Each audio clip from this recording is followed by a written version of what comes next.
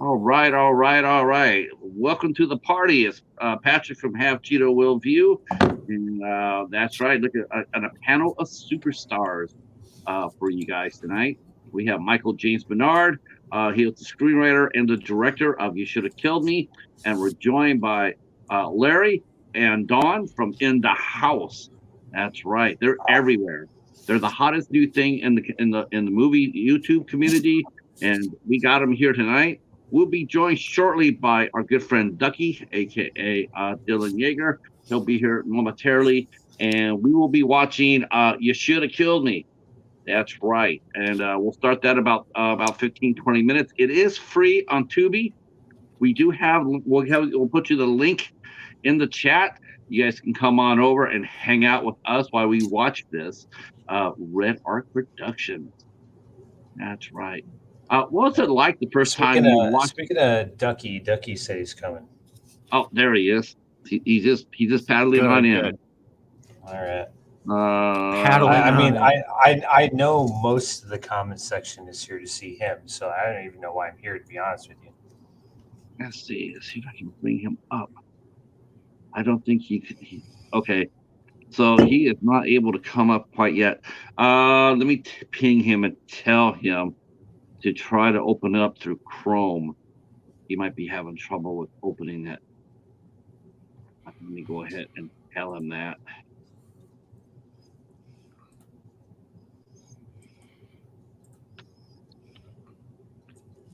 Nice to get settled in here. Let me. All right. I just opened it up with Chrome. That should probably help him out a little bit. I know that StreamYard can be a little bit fickle. And I'm going to be dropping the link to the movie in the chat so you guys all can hang out. Hey, what's up, Gizmo? Hell yeah. Now the film director just walked through the door. I love it when the directors come in. What's going on? I'm glad you guys are here. And there is the link to those who can want to watch it on Tubi. I just dropped the link right there. And as soon as we get Dylan in here, which we will right now. Hi. All Ducky. right. Hey. Oh, that's And right. the myth, the legend. That's right. Give it up for Ducky. What's going There on, he Dylan? is. How you guys doing? Good. Sleep Good. deprived. Work. Too much work. That's a good thing, though, isn't it? Yeah, I drinky. Hey, we're partying, right? That's right. We're gonna recall all the. Spoken like a true Ducky. Yeah. That's right. Look, I even hold on. There we are. Oh, there we go. I even made my lights green. That's appropriate. You know what that means, right? I knew that's the reason why you were late. You'd be worried about some dumb shit like that. What? You heard me. I didn't hear you at all. I said that's the reason why you were late. You'd be worried about some dumb shit like your lights. I had to look beautiful. Well, you always look beautiful. You know. How did you guys meet anyway, Michael and Dylan? Tell us a story real quick about how you guys met. For You Should Have Killed Me. Dylan, you want to take this one? You want me to? How about you? Because I don't remember. Oh, okay. So I actually met Dylan through the Indie Social podcast back in the day, and I did an episode. I did an episode with them talking about a short film that I had done, but then also the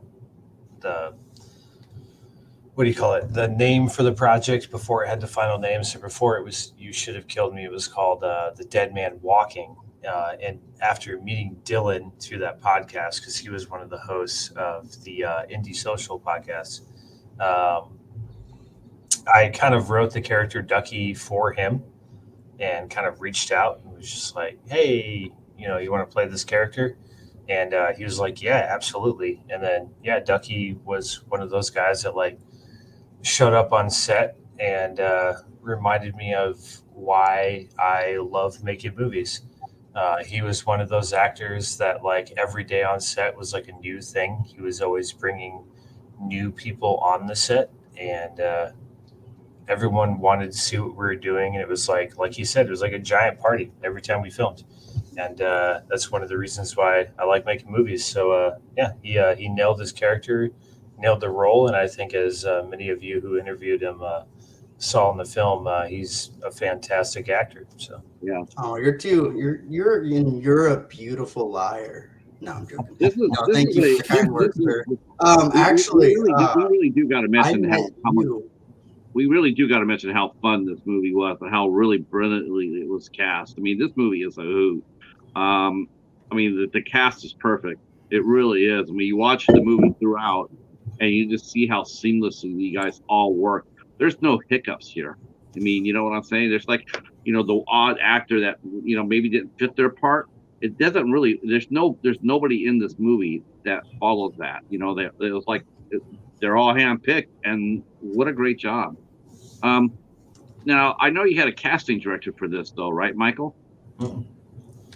So you did it all by hand? That was special thanks once again to the Facebook group Iowa Film.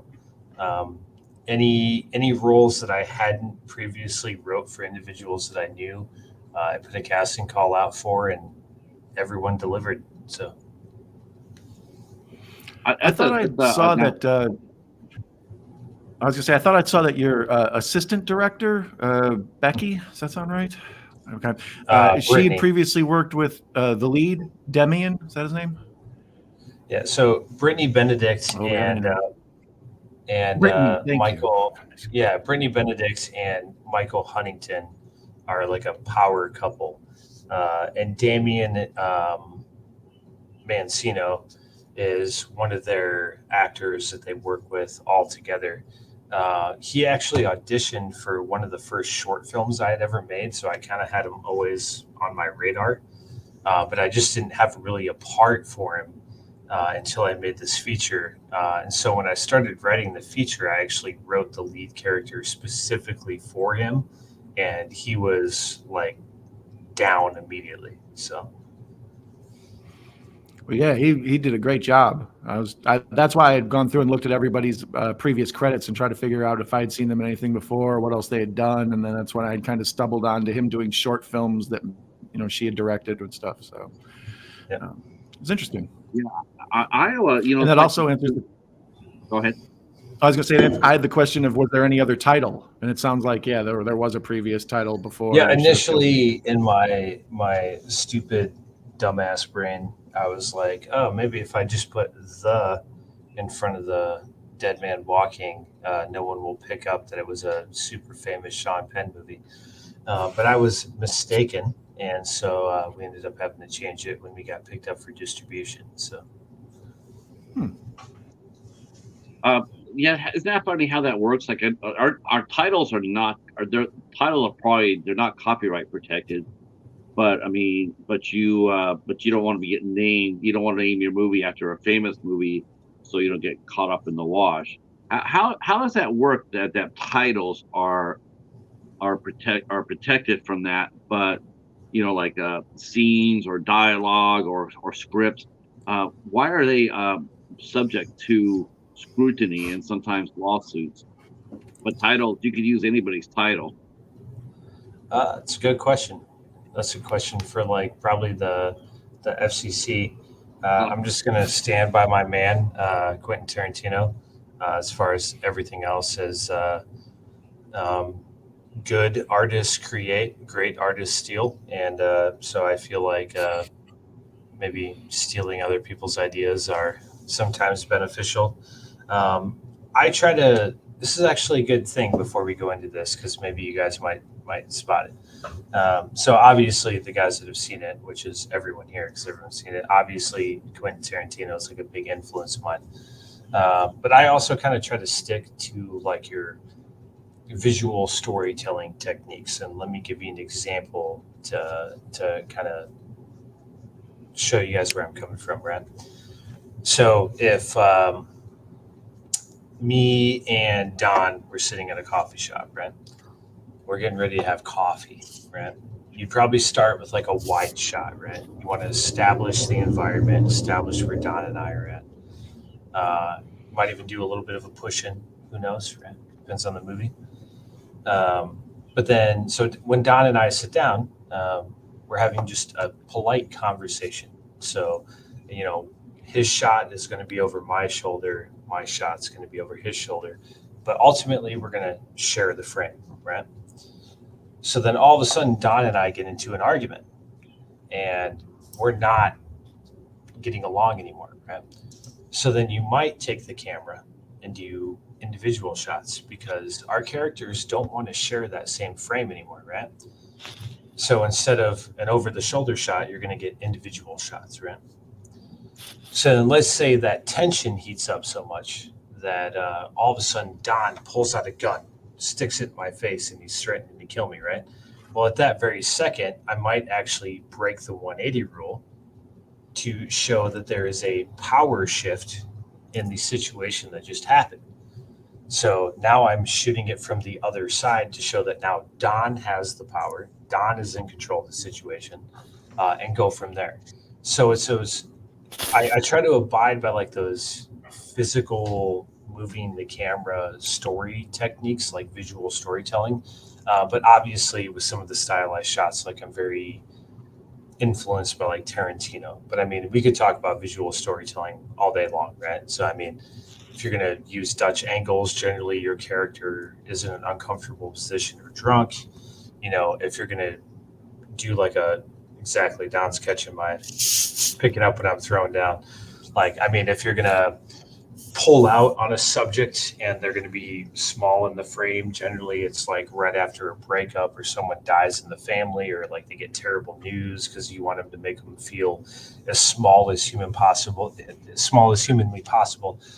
There's just creative ways to do that with the camera that I try to abide by. But yes, there are tons of directors that I'm very much influenced by. So. That is interesting. Now, to do more, I mean, as far as the dynamic, I never thought of the camera being used, so to speak, as a character in the film to help dissect the story or push it forward. Is that a common thing to see? Do we see that a lot in movies? I'm going to say yes. Depends on the director. Yeah, I'm going to say yes because I think there's still a lot of directors that abide by that rule. But I mean, I have seen like a lot of stuff in the last 2 years that like does not give a shit about visual storytelling. So it just depends on the director. And I'm not going to say the directors are bad for the ones that don't do that. They just don't do that. Right. It's just a technique. I mean, everybody has their own technique, right? Like can we all agree that like Armageddon, Pearl Harbor, Michael Bay is not the same thing as like Ambulance, Michael Bay, because Ambulance, Michael Bay was a complete clusterfuck of like handheld camera, and I absolutely hated it. But Armageddon is still one of the few movies that make me cry. So I mean, it just depends. Right. Yeah, I didn't. He produced some really good movies. He had that one block where he did Con Air, The Rock, Armageddon. I mean, he was just like the biggest thing going on. It's like every time he teams up with Jerry Bruckheimer, he's great, but then any other time he's worthless. I don't know. The struggle. That's interesting. That is. I think Jerry Bruckheimer is probably that guy that like tells him no. Whereas, like, anytime he's on set by himself, he doesn't have that person that's like, hey, that's not a good idea. And then he just does whatever he wants. Now, I've often believed that. We're going to start the movie here real shortly. We'll start with about 10 minutes or so. But I believe in this. I believe in the same thing, what you just said, Michael, with actors and directors. Like, I know there's some really good actors, but, they tend to run roughshod over a director. Someone like a Tom Cruise or Ryan Reynolds or Vince Vaughn. We've seen that in their work where if you don't have a strong director, they just take over and it always is not good for it. It's not good for the film. When you have a really strong director that says, I don't want to put up with this bullshit. We're going to shoot the movie as I see it. And that's all there is to it. And you find out that they do really great work. Yeah. And I mean, one of my favorite lines, which does not apply to me at all because I'm not this kind of filmmaker, but Brad Pitt actually said it about Quentin Tarantino, which I thought was brilliant. So after they did Inglourious Bastards, Brad Pitt is famously for saying, the set is church, the script is the Bible, Tarantino is God, and there's no heathens allowed. I am not like that. The way I see it is, yes, I wrote the screenplay. Yes, I wrote the film. But to me, it's like I give my actors the foundation that they can build from. And I'm sure Dylan would be more than happy to elaborate on this. I've said it in multiple podcasts. All of the funny one-liners that are in the film, like you had mentioned when I first got on, is like, everybody loves Raymond. That was not in my script. That was Bryce improving and had a banger of a one-liner. I do that all the time with my actors. If I was an actor, I wouldn't be a director because I'd be in front of the camera. So yes, I write the foundations of my characters for my actors, but ultimately my actors are those people. So anytime they come to me with like a recommendation of like, hey, I don't think my character would say this, or hey, I don't think he would say this. Like, can I say this? I'm always like, yeah, like you're the character. Yeah, that's what I love about Michael is he gives us creative freedom, but he's not afraid to tell us if like it's not working. Because like I do ab lib a lot. I like to improvise, and I make that very clear with anyone I work with. And I don't know if this makes me a bad actor or a good actor, but like I need creative freedom in order to bring my character to life. If I'm like very much by the script, which I know a lot of directors prefer that. And so I make sure I ask all those questions before I even sign on for a film. Because like I warn people, it's like I need my creative freedom. If you want my best performance, you gotta trust me. But I also trust you if it's bad, because I don't want to look bad. I don't want to sound bad. I'm my biggest critic, so like I'll watch. And Dylan's a perfect example of that. Like before we started shooting any of these scenes, he was just like, hey, I have these ideas. What do you think? Some of them I was like, yeah, go for it. Others I was like, yeah, no, let's keep it to that. But my big thing is like, as long as you're pushing the story forward, I don't give a fuck what you say. Mm-hmm. And so as long as those guys are able to do what they have to do. And like, I remember that scene, it's very early on in the movie where Damien first meets like Dylan's character, Ducky, and Bryce's character, Kevin.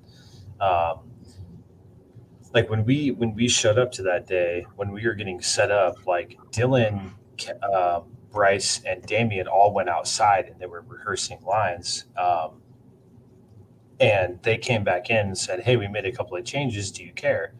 They showed me what they were, and I just told them, I was like, hey, that works. And like I said, as long as you guys know what's going on and like you know what line follows the new ad lib line, like I don't care. As long as my story is getting pushed forward, like I don't care what you say. And so I like to let my talent breathe a little bit. And so like I said, although I'm a big fan of Brad Pitt's quote about Tarantino, I think it's kind of a God quote coming from Brad Pitt. I'm not like that. I like to let my actors be the characters they signed up to be, because odds are they probably know them better than I do. So, what about Well, you, I Larry? think the And tough, you, like, Larry and Don. balancing act. Larry and Don, you guys watch a lot of movies. Us three, we watch a ton of movies. But what did you think about what I just said about watching certain actors versus directors? Are there any actors that you watch that you find yourself going like, you just know they're improvising, and they're just going off the book? As a film fan, as a someone who enjoys film, is that something you guys like? I mean, see when you obviously someone like a Vince Vaughn go off the trail. Is this something that really like they're doing it? But does it ever take you out of the movie that when they do something like that, when they crack jokes maybe that really shouldn't have been there, or sort of out of place for the rest of the story? Do you ever find yourself going like, wow, that was weird, or is it just something that never crosses your mind as film fans? Don, you want to go first? Sure, why not? Well, I think most of the time, the people I associate with improving those folks are those movies are generally comedies. Like if I see Will Ferrell or somebody, it's like it seems like a lot of it was probably written by him or improv by him. But in a story like this, like I was just thinking when you guys were talking about when Dylan in particular was talking about ad-libbing stuff, it's a fine line between trying to inhabit the character's role and, say something that might feel natural to the character in that moment at that scene, but you also can't jerk around with the dialogue too much because some things are load-bearing walls. If you omit a sentence, it's like, oh, now the third act is broken because you left out an important piece of whatever for your little joke, So you have to kind of like make sure you adhere to the screen to push the story forward, but you also need to live in the role of the character and feel like it's natural and you're not a robot regurgitating lines, Yeah. Well, and that actually brings up a funny point. There's a part in the story where Ducky and Kevin are driving around, and Dylan, I actually, so what was funny is I had a version that we shot of Dylan remembering the name of his all-powerful joint in the actual movie, but the one that I ended up using was him coming up with it off the top of his head, and I liked it because I felt it was more natural to Ducky's character to come up with it off the top of his head than to be like, oh, I call it this, and then just spit it out. But yeah, initially the all-powerful joint, which was the tiger's milk and the do you remember the other one, Dylan? The golden shower or something or another. Yeah, he's like, I call it the golden bridal shower or something. Yeah. It's coming off the top of my name. Yeah. So initially I took Crouching Tiger, Hidden Dragon, and I turned that movie title into a weed strand where it was like Crouching Tiger, Hidden Alien or something, or like, I can't remember exactly what he said. But like when he fucked it up, I actually was like, I like that better. Like that seems more like Ducky not having a name for it and trying to come up with off the top of his head than like actually him saying it correctly, which I know he did because I remember getting a take of him saying the actual scripted part. But it was like, I liked the scene of him stumbling when Bryce is panicking, like, oh no. Like that seems more realistic than like him being like, oh yeah, by the way, I drugged you and I call it this. Like, I mean, like. Yeah, I guess I just gotta say nothing's harder than driving legally and trying to remember your lines and act at the same time. That was so difficult. That was like the hardest scene I've ever done in a movie. Because I'm driving in a location I've never been in before.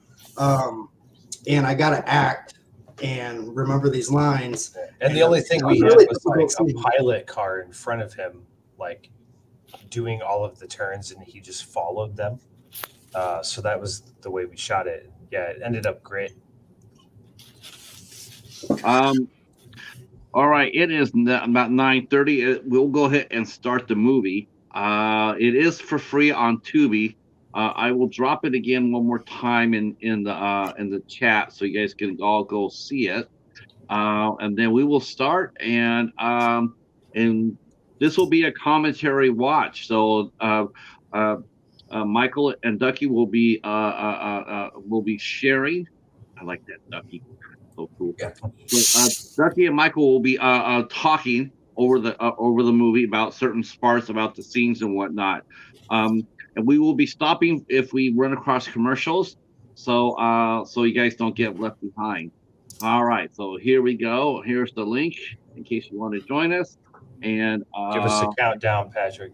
All right, give me a 3, give me a 2, give me a 1. Let's go.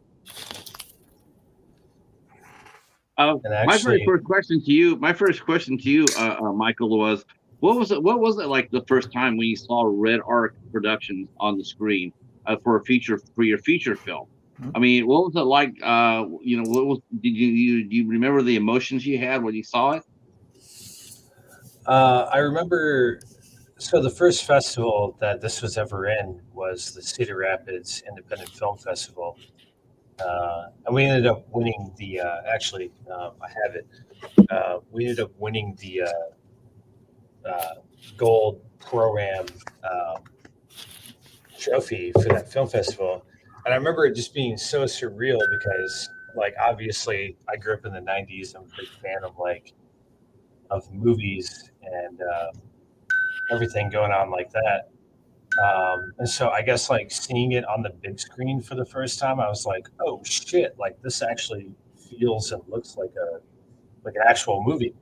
Like I'm not just watching it on my computer monitor and I don't know. It just felt more like realistic to me than being like, oh, this is like another one of my short films. I'm just going to upload to YouTube or something like that. Like, I just felt like it had more weight when I was watching it. So, and Dylan was actually there the Friday night showing, and apparently that showing was it was like a packed house. Unfortunately, I couldn't make it Friday, but I was there Saturday. So, And I couldn't make it Saturday, so. Or yeah, no, I don't think I could make it Saturday. Sorry, I was reading the comments. Yeah, I was gonna say one of the big things I took away from this is like it's shot really well. Like I liked all the outer like the shots outside, and I mean it looks really good. I liked I think I had mentioned to Don before. I was like I liked the choice of the flashbacks were in black and white. I'm a sucker for black and white, but I mean that sort of stuff. I was like, wow, that's interesting. It's like, but I liked it a lot. I was like, wow, it's pretty cool. yeah, I appreciate that. Honestly, it has nothing to do with me. Everybody involved in the film are all brilliant filmmakers in their own right, and I just got lucky to put together like an A team of like the best people in Iowa at the right time. Perfect example is like now we're trying to cast for my next feature length film that we're shooting this year. And it took me forever to find a crew because all of the people involved in making this film are all now shooting their own feature length films. So, I mean, it was, I very prolifically said, like, on all the podcasts I did after this film came out, like, I hope rising tides lift all boats. And now I jokingly say that it's kind of a blessing and a curse because now that it's actually happened, like, I can't find a crew for my next movie because they're all making their own. So I love it. I wouldn't wish anything else, but like at the same time, it's like, we just got lucky at the right time at the right place when we did it. So is that I mean, you're trying to find a crew, and and everybody's so busy. I mean, obviously it's a little frustrating on one hand because you want to get the best crew possible, but like you said before, it's like it's also a really exciting thing because it's like, wow, I can't find people because they're making their own art, they're making their own films, and and it just pushes Iowa as a whole that much more higher up. I mean, it's got to be mixed emotions, of course, but you got to be a little proud that you had a part to do with that. Like I mean, like obviously, I'm super stoked for everybody. If we're watching it in order that just a little insider, I don't even know if Dylan knows this, but that Jesus coin that Damien has is what started this whole movie. So this first black and white scene that we're watching, I'm not religious at all. Both my parents are like God-fearing people, and no offense to whoever is or isn't, I don't really care. But my dad bought me that Jesus coin as a joke, being like, hey, you need more Jesus in your life, so he bought it for me. And I said, I'm going to use this in a way that you don't approve of. So the first scene I wrote, and which was only a scene, is the scene where Damien is begging for his life in front of Sully. So this whole scene that you're watching right now was literally the only scene and the first scene of the entire movie. And then once I wrote this, that's when I had the dilemma of like, well, how did they get there? What happens afterwards? So I kind of wrote the entire film around this scene only because my dad bought me a Jesus coin as a joke. That's literally how this whole film started. But yeah, going back to the success of filmmakers, it's not a big deal. As long as I can continue to make the art that I want to make I don't care if people are doing their own thing. In fact, I try to help most of them. This weekend, I'm going to be driving 2.5 hours to be a soldier in one of a local filmmaker's films that he's shooting this weekend. So it's kind of like the Iowa community tries to help itself and each other as much as we can. Yeah, you guys do. I noticed I had a question.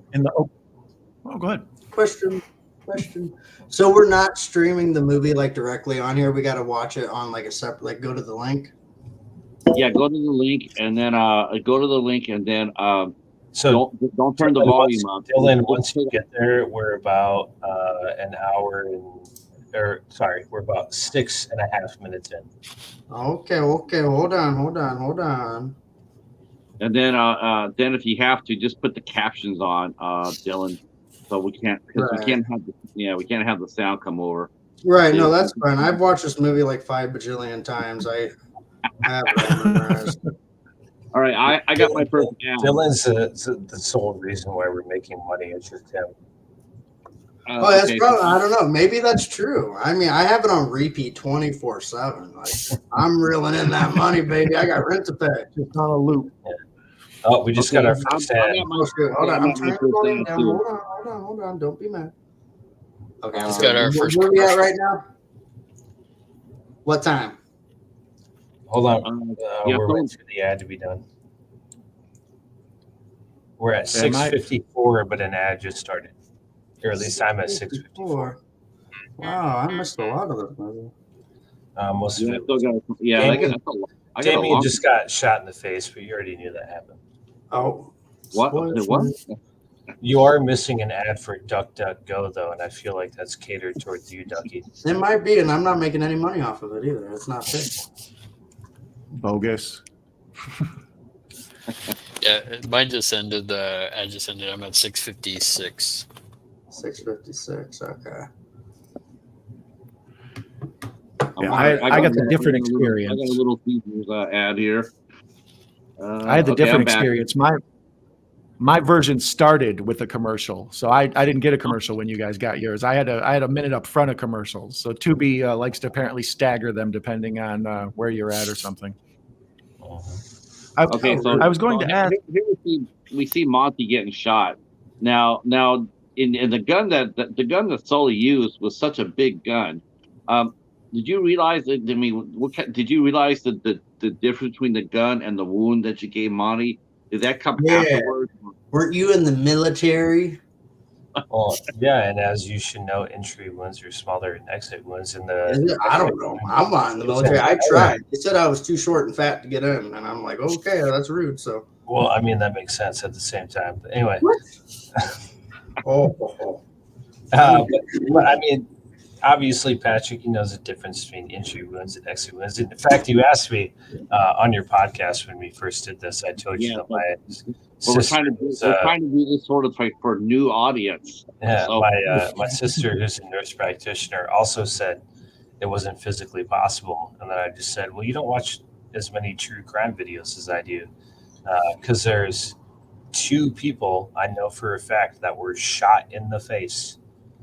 Who talked to police, and police didn't even know at first that they were shot in the face until they took a closer look, and then finally got them help. And so, yeah, you can get shot in the face and survive for a long period of time, if not after that. So I'm not going to say it's possible with like a 45 caliber pistol, but at the same time, we'll do the Mythbusters plausible sign, like right here. Damon looks so much like David Morse. It's not even funny. He looks just like David Morse. You said that, yeah. I'd kind of taken it that he survived the shot in the face almost because of the Jesus coin. It was almost an act of a miracle. He shouldn't be alive, but he had the lucky coin. It's his lucky coin. And when we get to the scene, I'll actually tell you one of my greatest mistakes of trying to save time. So I don't know if you guys are watching what I'm watching, but I just got to the part where I'm smoking the bong and I'm like, chugga, chugga, chugga, choo-choo.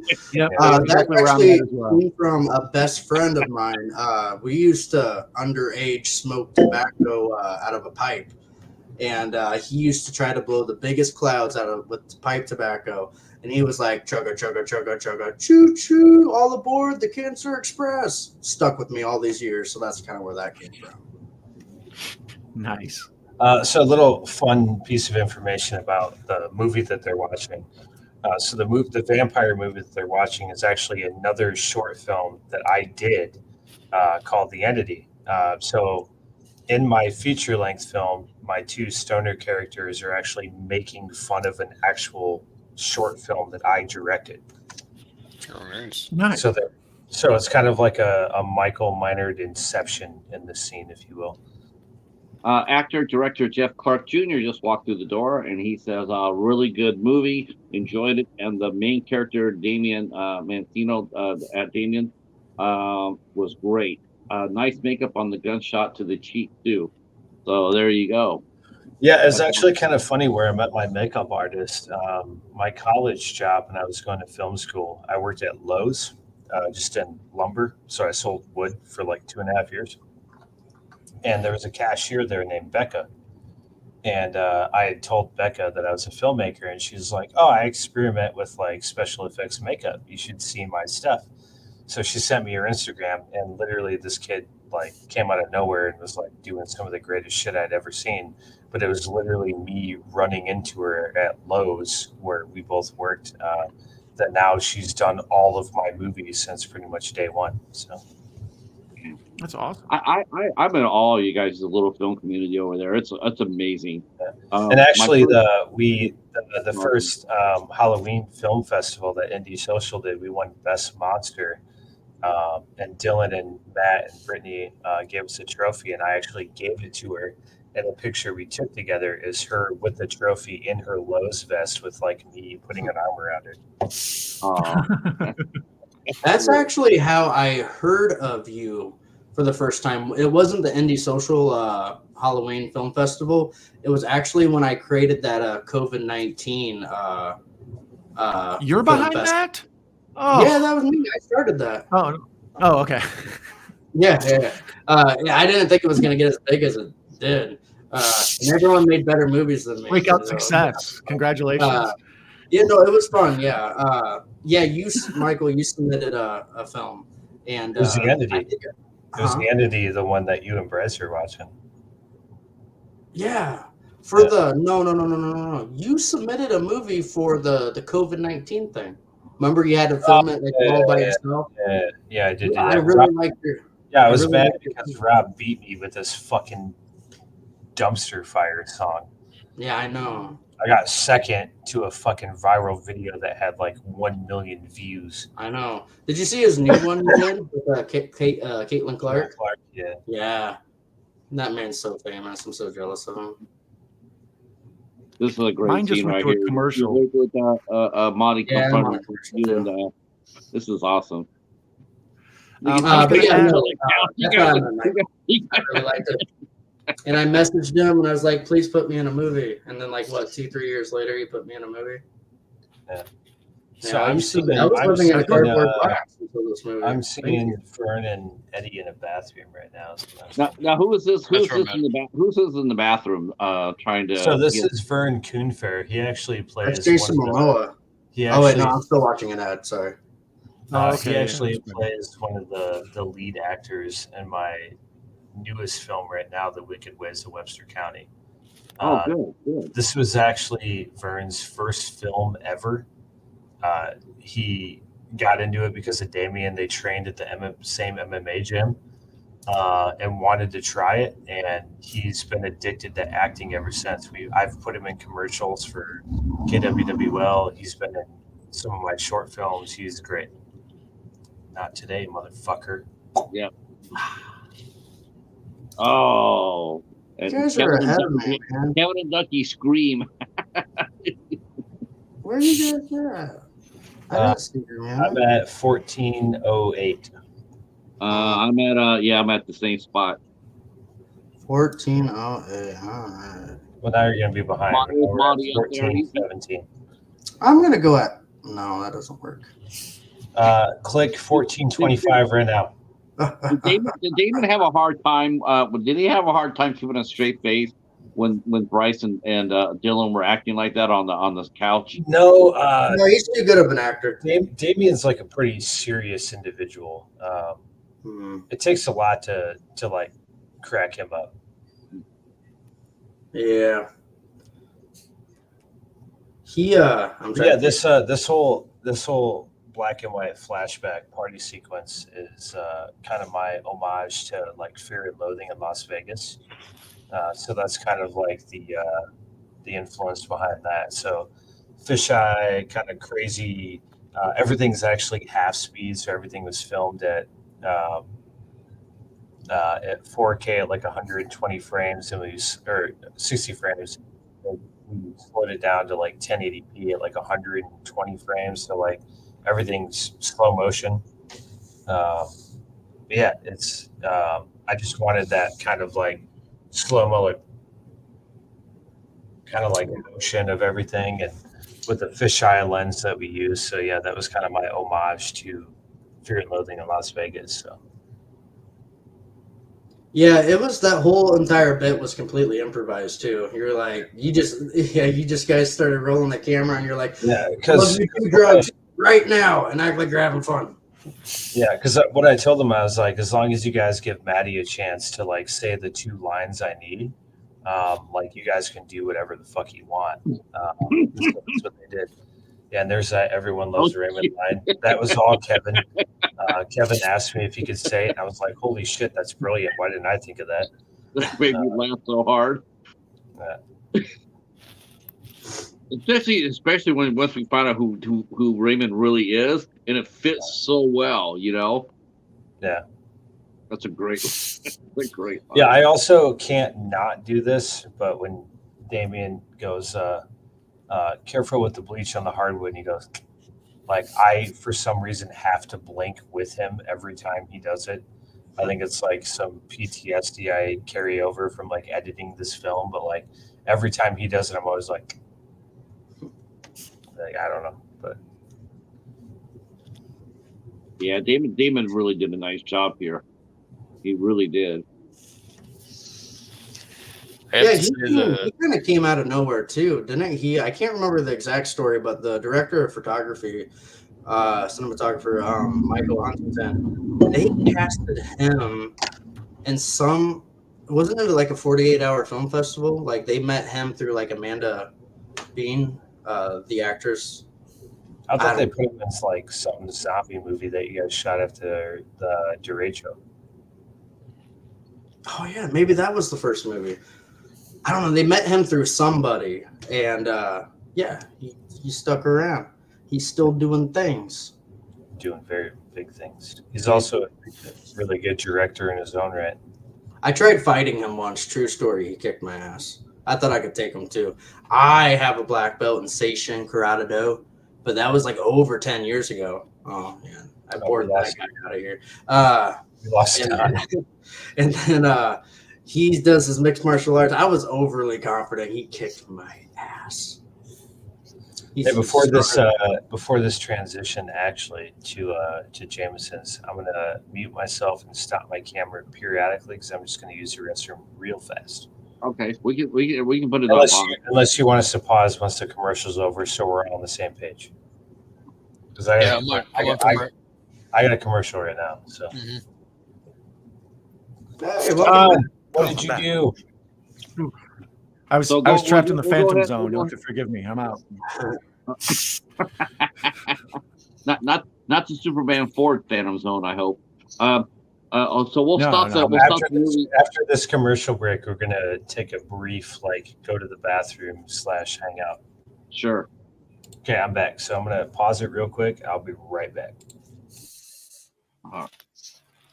What did you and Don? What did you and Larry think of the movie the first time you watched it? What are some of the things you noticed yourself as as first time watchers? Well, like I was saying, the way that it was shot, the way it opens up, I guess this would probably be a question for Michael. I'm assuming there were drone shots, but everything looks really well shot. Like that was the one thing I was like, wow, man, and then the shots of close-ups of like the raven or the crow, those little like cuts in between, those were really cool. It's like it's shot really well. The black and again, going back to the black and white scenes, I thought that was pretty cool, like to differentiate between like what happened in the past, like just a lot of that stuff. It really stuck out to me. The guy that plays Sully, like he plays a great douchebag. I couldn't wait for him to get his comeuppance. Yeah, he was strong. He was definitely Maddie. He's a good actor. He started. Man, this is like I don't know. I can't remember if Michael talked about this or not, but he like hand selected every single actor, like just based off of like films that he's watched that was made here in Iowa. And I remember Maddie having this super small role in a vampire movie, and then out of nowhere he landed this lead role. And I was wanting to I'm not gonna lie, before I got casted as Ducky, I really wanted the role of Sully. I would have done it completely different, but no, he did it justice. Like I can't picture Sully being any other way. Yeah, he's a really good actor, and he's going places for sure. I think there's a lot of talent out there. I'm going to be talking to another one of you guys, a screenwriter, a producer, Bo Batterson, and he wrote. Do you know who Bo is? I know of him. I've never worked with him, but I know Bo. Like I know of Bo. He produced and wrote a movie called The Last Minute Till Midnight. It's a short neo noir sci-fi movie. Man, it's brilliant. I know of that movie. I didn't know Bo wrote that. Yeah, it's brilliant. It's really Wasn't that good. directed by somebody named Adam? I believe so. So Bo Batterson generally is the writer and or co-writer for like all of Adam Orton's films. Oh, really? I didn't know that. So like Last Minute Till Midnight was like a Bo script. Basically everything besides Amelia 2.0, because Rob wrote that. Right. Bo has, I think, written for Adam. Really? Okay. That's a great short. Yeah. All right. So give us a countdown again, Patrick. We are at 18. We're at 1837. That's not where I'm at, but I'll fast forward. Okay. All right. Ready? 3, 2, 1. Watch. Yeah, the camera work here is really nice. The scene between Damien and Megan, who plays Julie, his ex-wife, that's actually the first day ever of shooting. So Megan is actually in my house. That's my living room in my house and everything. And so that's literally the first day of shooting. That was everything we shot on the first day was Julie at the house. So that conversation, Julie's conversation with him later in the film before he goes into Rudy's Tacos, and then at the very end when they're hugging and they're embracing, that was all day one stuff. That's all we shot on the first day of shooting. Now we are at to answer your question, Cat Dad. All of that's drone. It's all drone stuff. I was listening on my phone to your chat, so in case Dylan was talking shit about me, I could. That's creepy, dude. And thanks for the mental image. All I can think of is you using the restroom holding your phone. Thank you. Well, I mean, no hands. Now, this is a really good scene here. Let's talk a little bit about this scene because this was all Damien's, right? These are Damien's friends from the gym he brought down for the fight. Yeah, so I've jokingly said multiple times that I took fighters and taught them how to act instead of taking actors and teaching them how to fight. But really, these guys did everything. I basically measured out the space between the pillars and the tables and that wall that they had. And I said, you have this much room. This is how much room you have to do a fight scene. There is a video of it. I think it's on social media, like a side-by-side when they were running through it, like in the actual training gym. But they taped off the floor of like how much room they had. And then they themselves created this entire fight scene. And then they basically were like, what do you think? And I was like, I think it's great. Let's do it. So then we had 2 cameras on gimbals kind of going back and forth and moving. But really, I think we shot this entire fight scene, like not including the setting, like the lighting setup, not including like any of the extra stuff off camera. I think it only took us like maybe 25 minutes to shoot this fight scene. I think they ran through it like 3 or 4 times and that was it. So, I mean, it was very short, like very, very quick. And I noticed too. One thing I noticed right off the bat too. What looks like a slider shot down the bar. That is the only time that the camera is in my hand. And no offense to Michael or Ben that day, they just couldn't get the shot that I wanted. So I was like, give me that fucking thing. And that's the only shot that I actually did personally. So little hint for you. The one thing I noticed during the gun show off. And also the black bars come down. That's my homage to like the good, the bad, and the ugly. Like nice. So that's a good fight scene. I mean, considering how fast it was and one of these shots, I remember, it looks like he slaps the piss out of him. Like he kind of comes in with an open hand, and it seems like he might have really hit the actor in the face. He did. He actually hit Keone on one of those shots, and I actually used it because I was like, bro, if you're going to take a bruise for me, like I got to use it. So. Oh, for sure. Oh, here he is. Yeah, this guy playing Raymond, he was great. Yeah, so far it's funny. So his name is Patrick. Just like Patrick Michael here. He was like a stage actor for like 35 years, never did any film. Got bored in retirement and then just recently started doing films like maybe like 4 or 5 years ago. Like it was never like on his radar until recently. So what's funny to me is like I casted him in this as like this fucking badass like bartender mob guy. And then since then I actually did a commercial with him for Channel 7, the news company that I work for.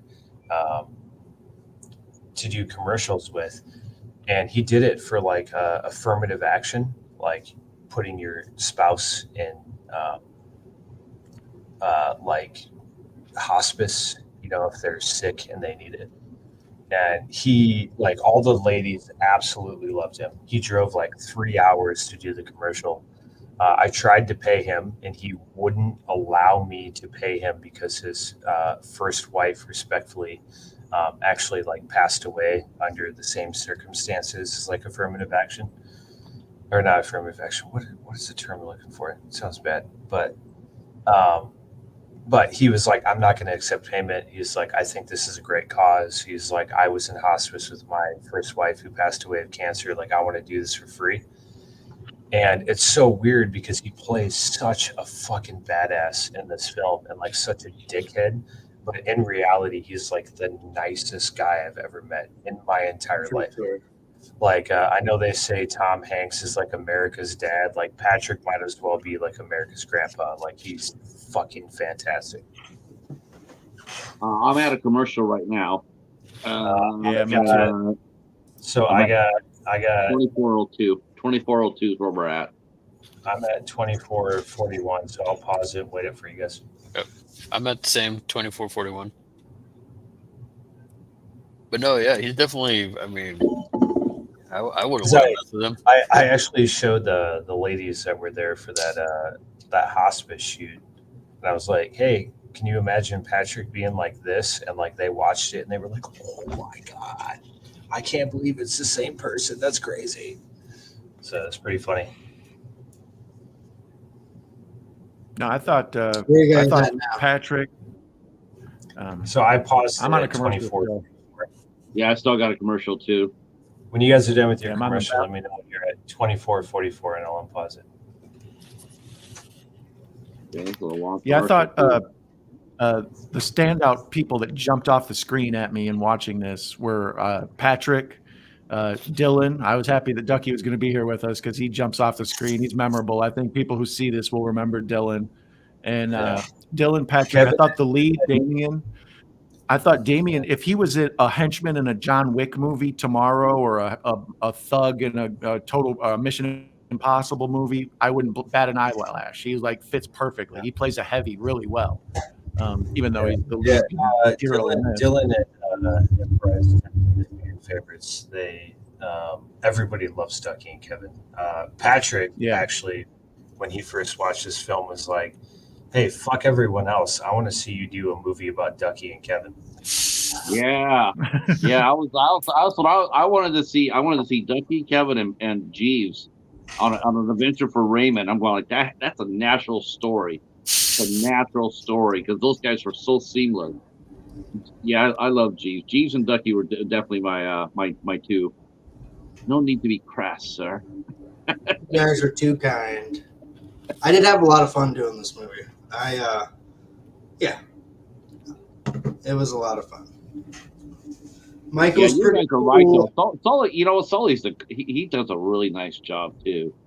But for someone with little experience, though, I mean, as far as on-screen experience, I mean, Patrick is just rocking it. Well, I don't know if you've ever played Grand Theft Auto. There are like still shots, like digital cartoon freeze frames of various characters in there. Sully to me looks like a Grand Theft Auto character. Like if he was a side mission to go on a mission, he feels like a cartoon of just somebody standing there looking tough. I can agree with you. I'm a big GTA fan. I never thought of that, but now I won't be able to get that image out of my head.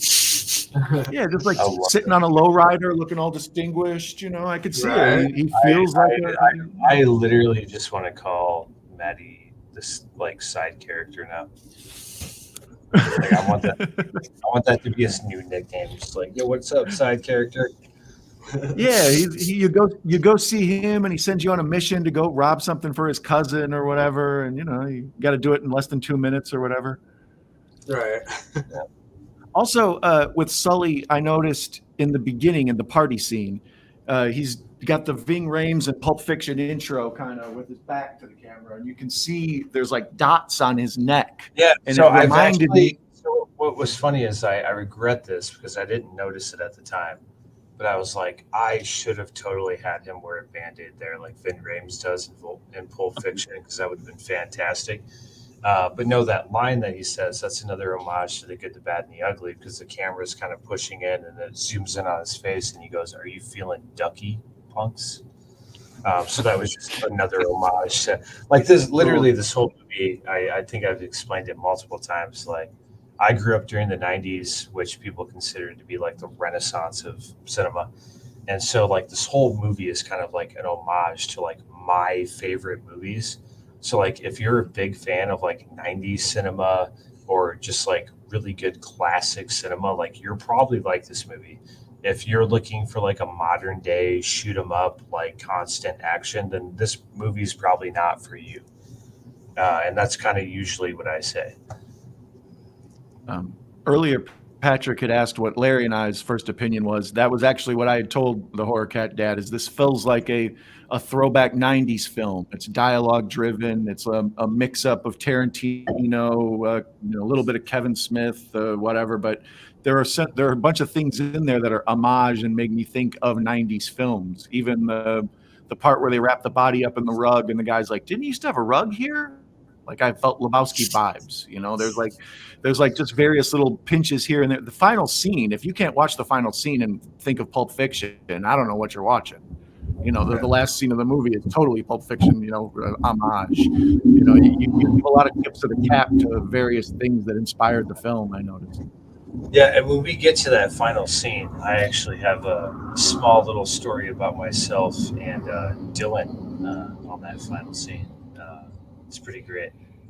Yeah, we'll get there. Is everybody at 2444? Chat, everybody there? Let's see. I'm at 20. I'm at 2850. How'd you get? I'm at 2750. Holy shit! Where are you guys at? Where are you guys? We're all over the place. Okay, everybody, go to 28 minutes. Okay, 28 minutes. Yeah, and 3, 2, 1. Yeah, Raymond and Amadi are squaring off. You can see So the this you is can actually actually- you can this tell is by the actually- dialogue. This is I was actually, gonna say, go ahead. I was going to say, this is actually a perfect example. I get in trouble all the time for breaking the 180 rule, but I love to do it. So when Patrick is holding that pistol, we actually shot it from the other side. And then when Damien turns and snatches the gun, we shoot it from the other side to show that change in power. Right, you mentioned that earlier, so this is a good example of that of what you thought we're talking about. Yeah. Wow. Now this is actually on this bar is an actual working bar as well. Yeah. It's one of my hubs. I might even end up there later after this. You never know. They need a I was bar going like to this ask you- where I live. Is there some connection to Jameson? I noticed the pub is called Jameson's, and then later on when they have the whiskey, they it's specifically not. It's choose just- Jameson's. Yeah, no, there's no connection to like the Jameson's whiskey, but it is an Irish pub. It's an Irish bar. And there's something that Waterloo, Iowa does every year called Irish Fest. Like 60,000 people show up. Wow. And this is kind of like where it started, is out of this pub. My picture was hung up on the wall in there for a short time. It's not a sad story because I know the new owner and I know he's going to take care of it, but it actually recently changed owners. So like the original owner doesn't own it anymore. He kind of cleaned up the place a little bit, took some of the artwork off the wall. My picture got replaced, not a big deal. And he still said, he was like, I'll let you film here whenever you want, but it's I don't know, it doesn't have that magic anymore. I don't know, it's weird. Like it hasn't really changed that much, but like it just doesn't quite have that magic anymore that I liked about it. So See with Raymond, you know how he's just wearing like t-shirt jeans, you know? It's like I can also see him like wearing a suit and being like a total like just being a total boss, you know what I mean? yeah. Like he's just so good. He kind of does later in the movie. I think he has a jacket on. Right. It's just like it's just weird to like when you first see him coming in, you see him like, you know, that's why it's like, okay, well he's a bartender, a tough bartender, right? But then like you can totally see him at this point if you hadn't seen the movie, you can still see him being like he just has that look, that charisma, you know?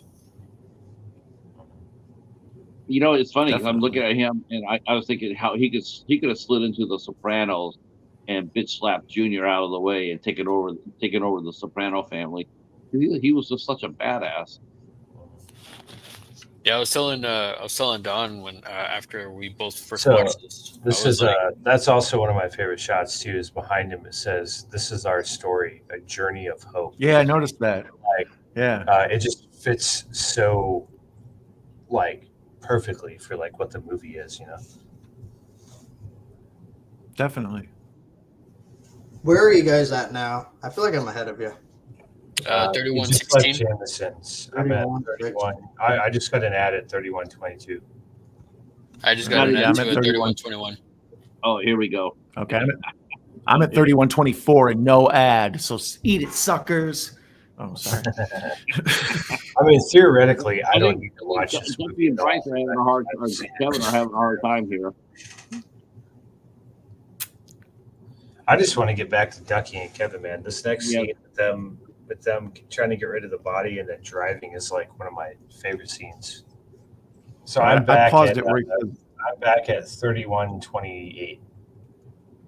Okay, I'm at Same. okay, yeah, same here. 3141. Dylan, you still good? Yep, I'm good. yeah, they're rolling the body up in the carpet. What now? What was in the carpet? What did you use for the No, body? that's actually Vern. Vern's in the carpet. Yeah. Oh wow! Now was he talking to you? Well, when man, you this guys is were- a low budget movie, Patrick. You think we can afford like a cadaver? Yeah, No, that's but that's Vern. Yeah, he that's got Vern. really sweaty. I remember there was multiple times we had to stop filming and give him some water because he was like drenched in sweat. Yeah, Vern literally laid in a rug. Yes, there was AC in the house, but he still laid in that rug for like, I don't know, 30 minutes to an hour when the outside temperature was like 98, 100 degrees. No AC running because you can't have that noise, you know. I mean, we did have an AC Yeah. running in the Did you house, though? but yeah, it was wild. Oh man. Yeah, I don't know if you guys can tell the necklace I'm wearing, since I'm the witch doctor before I become the warlock doctor. Warlock.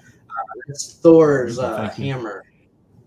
Oh, the Mjolnir? I don't know. Nice. Little things, yeah, little things, man. Like I just kind of added to my character. Like so, he's in the paganism. Yeah. You're By the playing way, the witch doctor. speaking of the scene, I thought I was so clever when I wrote the scene from Kevin talking about how he just wants to watch Bobby paint some happy trees while they smoke some happy tree. Mhm. Yeah. I didn't get hardly any fucking laughs from that, but Ducky and Kevin get all the laughs on their one-liners that were just like ad-libbed. I thought I was so clever. I was like, this line is gonna fucking kill it. And then after I did it, like if you weren't born in the fucking 90s, you have no idea what I'm talking about. So all the 24-year-olds are like, huh? And then like, yeah, it just didn't fucking work at all. I still I call liked it happy trees. I thought it was funny. Got any happy trees? I still like the Yeah, talk about the smoking rug. happy trees. Yeah. See, like when you're rolling him up, when y'all are rolling him up, it reminded me. It gave me vibes of like, what was it? Sorry, I got a siren behind me, by the way. It reminded me of a What'd you couple things. do? It reminded me of that scene in Pulp Fiction where Bonnie comes in and they're holding the body in like the sheets, and it also reminded me from Snatch when they're like, "He's like, I create the bodies. I don't get rid of the bodies." Yeah. The pig farmer. Well, Yeah, we're about ready to meet the other party into this movie. Well, I thought it was funny that these two stoners are rolling this guy up like a big joint. Yeah, I thought that Right? too. I didn't even think Yeah. about that, but I like it. I like That's it. funny. Yeah, I didn't think of that either. Yeah.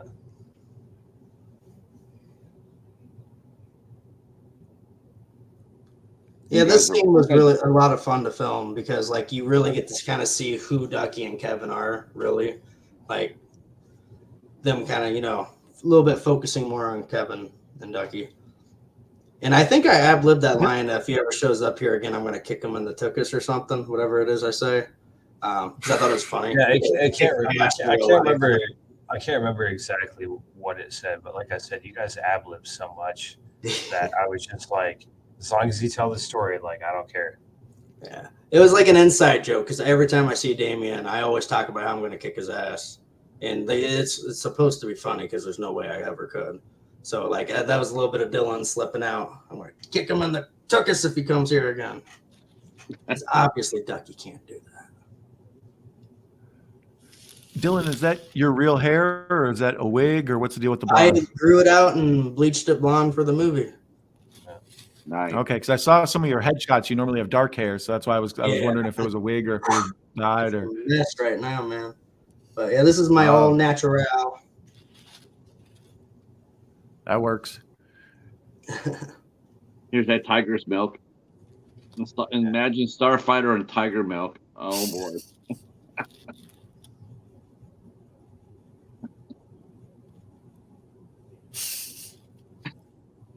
Yeah, that redheaded baby was a line. Imagine tiger hitting the alien. Dylan snuck in there to spite me because I was behind the camera when he said it, and I was like, "You motherfucker!" It had to be a redheaded baby. Red-headed baby. I dig it. Kevin and I- The lighting here. That's the golden Yeah, hour that's kind all- of yellow wash that's over all- everything. It's really pretty. Yeah, that's Yeah, all it's very artificial, pretty by the scene. way. We shot this at like 3 p.m. So that's, Yeah, that's nice. literally our gaffer just being a fucking genius. He is very Like good. literally the lines you see from the blinds is like him buying one of those like 2x4 sheets of All like right, I'm at board a commercial. like cutting strips in it and then making it look like blinds.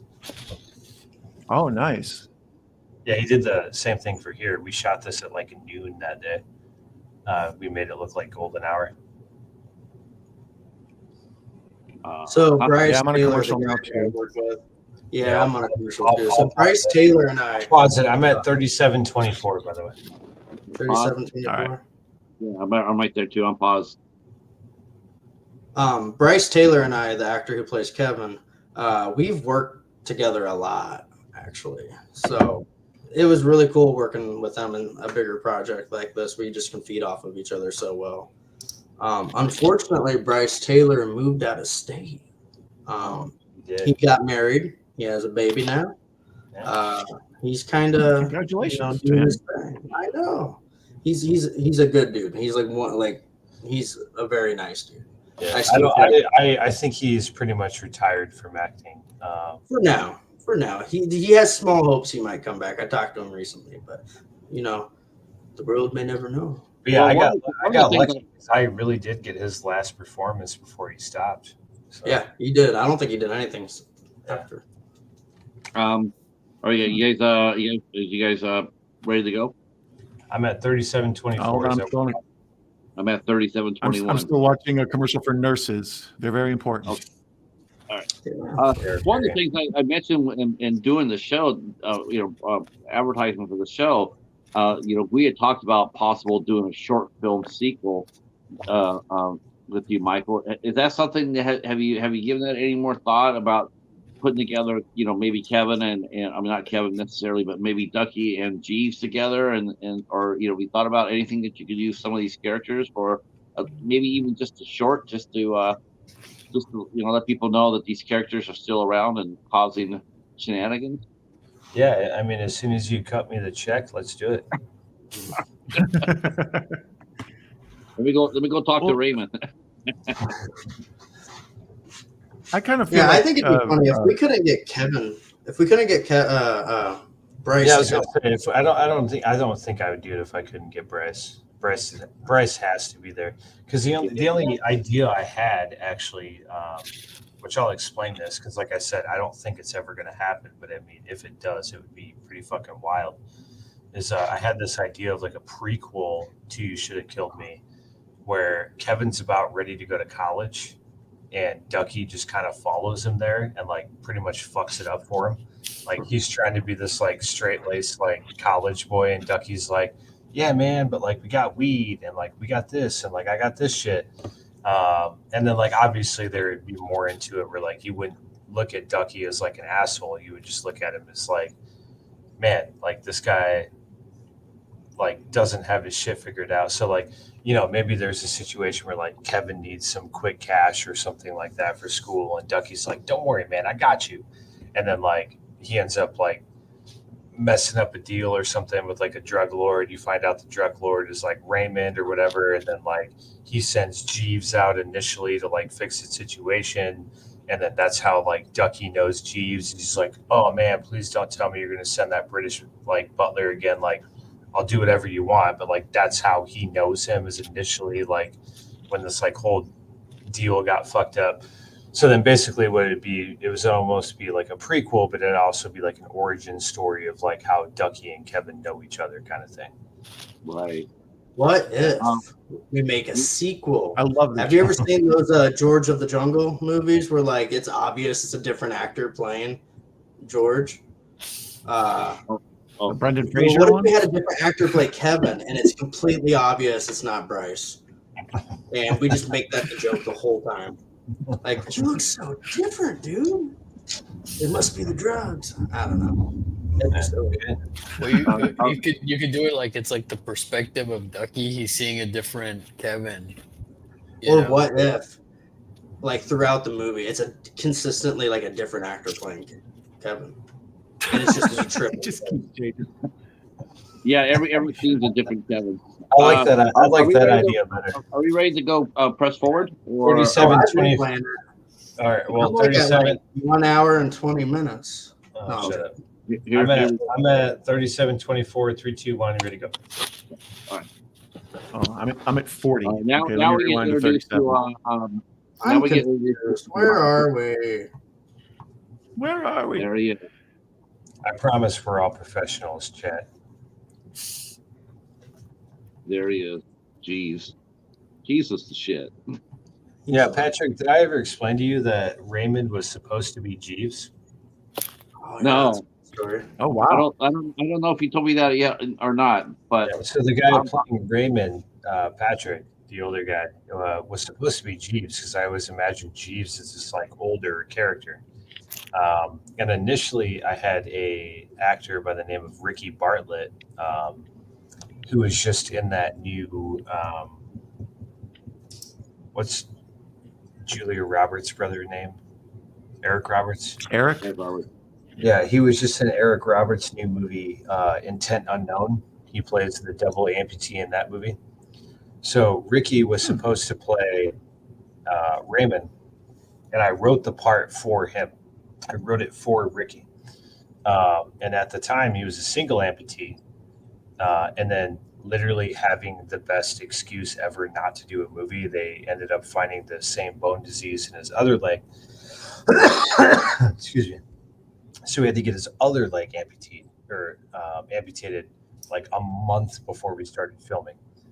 And he was like, I'm sorry, like I can't do it for obvious reasons. And so I ended up asking Patrick short notice, like, hey, do you think you could play this other role, get more screen time, and I'll try to find a fill-in actor to play Jeeves. And then literally Rob was in my first short film ever, and he's kind of like my Mr. Dependable, if you will. So when I brought it up to Rob, Rob was just like, yeah, sure, I'll do it. And so like, but originally like Raymond was supposed to play Jeeves. Rob was never in the movie. And Ricky, this other actor who's like a big SAG actor in Iowa, was supposed to play Raymond and like couldn't do it. And for those of you interested, if you want to see Ricky Bartlett acting in one of my films, if you go to Red Arc Productions page and you watch the short film Closing Shop, he is also a double amputee in that film as well. He did that short film for us after we wrapped on You Should Have Killed Me. And he's great. He really is. He's another actor. Iowa Nice is legit. Like everybody is so nice. Like in the film, well, almost everybody. I am dropping the link to Red Art Productions in the chat for those watching on the replay. If you want to go over there and give it a visit and a sub, that would be awesome.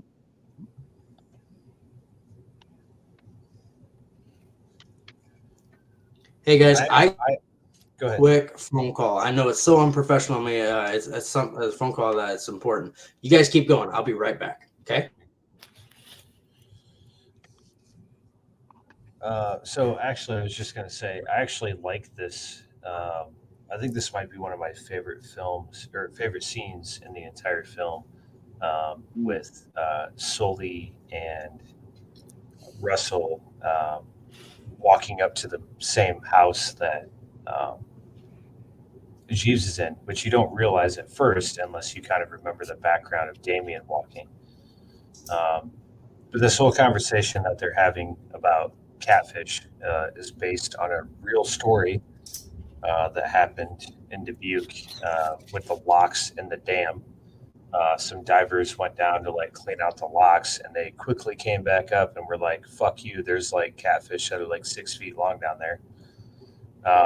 So yeah, I've heard of that. Like, kind of like a local myth, but at the same time, like very, once again, plausible Mythbusters. Just remember that, right?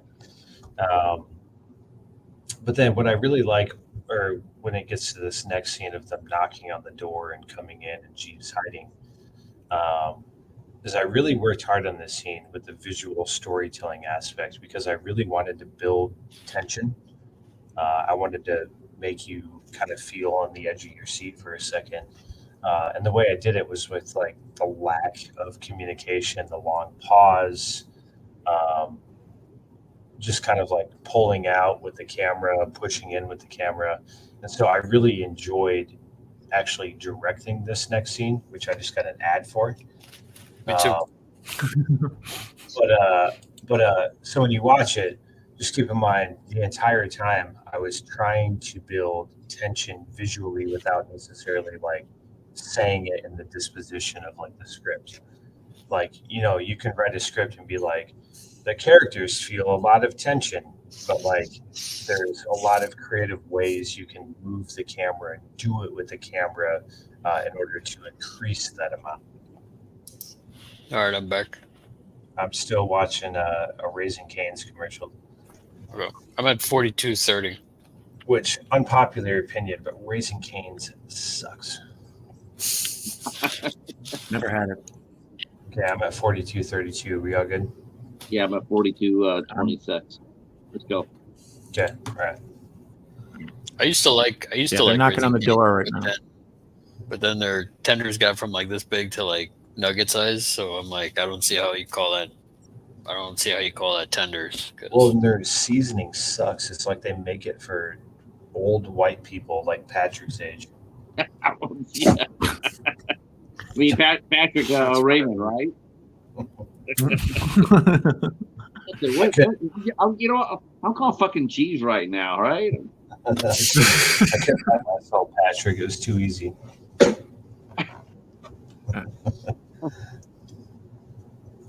Now, whose house is this still? Now, was the house that Ducky and Kevin in? Was that also your house as well? No, so this is actually a house of what used to be the original prime time anchor of KWWL. He was on like the noon, 5 and 6 o'clock news. His name was Colin Dorsey. Now he's out in Cincinnati. Oh, okay. So WKRP. I think so. Yeah. Yeah, I've heard of it. I swear to God, I thought Trick used to fly. Yeah. So this whole part, I wanted like just a lot of long pauses before Russell came back.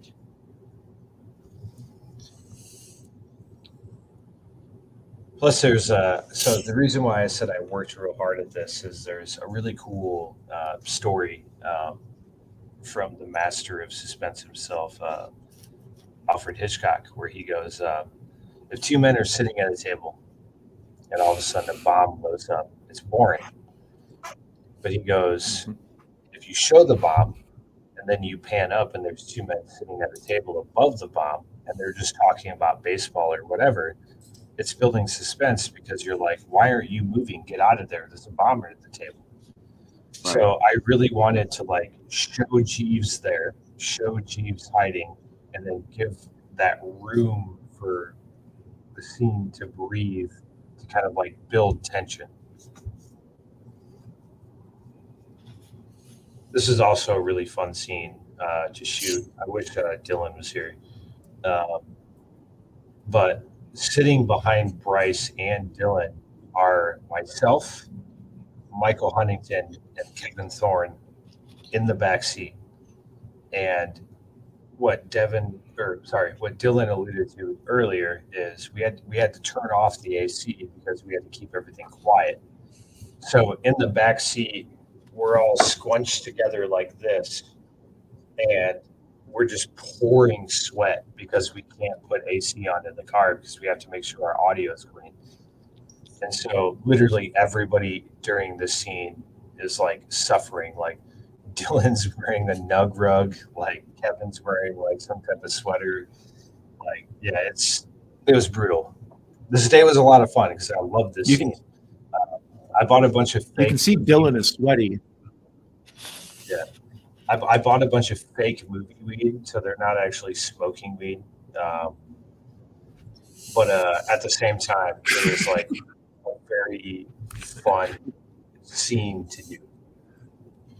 Yeah, YouTube, don't remove us. Don't worry. They're not smoking real marijuana. Yeah, it was fake. It was fake. It was totally fake. No, it really was fake marijuana. And usually I tell people, like, if you don't believe me, you can spot the difference between, like, when they're smoking real weed and fake weed on film. Because real weed, the smoke lingers longer. And fake weed, it kind of just goes away like a cigarette right away. It doesn't linger. So when you watch Grandma's Boy, there's a classic story of Dante being like, telling Nick Swartzen, he's like, they gave us fake movie weed. And he's like, well, yeah, we're making a movie. He's like, fuck that shit. I'm bringing my own. And then like 20 takes later, Dante is like, I can't feel my legs. Like, That actually happened in Grandma's Boy, and there's like parts of the movie where you can tell they're obviously smoking real weed because when they blow it out, the cloud just fucking lingers and fills up the entire room. Wow. And then when they're smoking fake weed, it's just kind of like a, and it's gone. Oh, okay. I know Cheech and Chong, that they often talk about that they, even though people think they were totally stoned making those movies, it's like, man, a lot of times we're in charge of making a lot of decisions or helping to produce. So between acting, trying to remember our lines and everything we're doing, it would be impossible to be stoned and make a movie. We'd be getting hit with too many questions we couldn't answer, and forgetting our lines and stuff. Yeah, so the way they do it is kind of creative. I've never heard of this before. So like fake movie marijuana is actually marijuana, but it's just the flower. It's not actually the bud. So like it smells the same, okay. It looks the same, reacts the same, it tastes the same, but like you're just not getting those side effects. Which also funny you should bring up like Cheech and Chong is a lot of people compare Ducky and Kevin to Cheech and Chong, and like I didn't do that. Really, what they were influenced by were more so like Pineapple Express. Like I really love the relationship between like James Franco and Seth Rogen. Yeah. I thought they were kind of I don't know, a tip off to all of them throughout time. Like I said, there's a Jay and Silent Bob, Cheech and Chong, even a little bit of remember Badger and Skinny Pete from Breaking Bad. Like they have that dynamic. Like they're just sort of fun guys you want to hang out with. But I think from a storytelling aspect, there's all these gangsters doing gangster stuff, and every now and then, we cut away to a funny sort of tension relieving goofiness, and then we can get back to the tension, and it takes the air out of the balloon, so you can keep refilling it over and over again. Yeah, that was another. But the part where they eat the weed is Cheech and Chong-ish, I think. But that's everybody though. They're character types, archetypes. Yeah. So that Jesus coin is the coin that my dad gave me, like I said, that started it all. Sorry about that, guys. That took a lot longer than I anticipated, and I was hurrying back and tripped over something. I made a big ass mess. You missed your classic driving scene, man. Oh my god, that scene was chaotic. Now, where's the coin right now, Michael? Do you have it locked away? It's not on me, but I have it. It's my lucky coin. I carry it everywhere I go. Okay. Except today. Yeah. It's in my today. vest. Yesterday was cold. Today was warm, so I didn't wear my vest. So. Yeah, you guys got pops with some tornadoes this week. Yeah. Anything close to your town, or everything all good?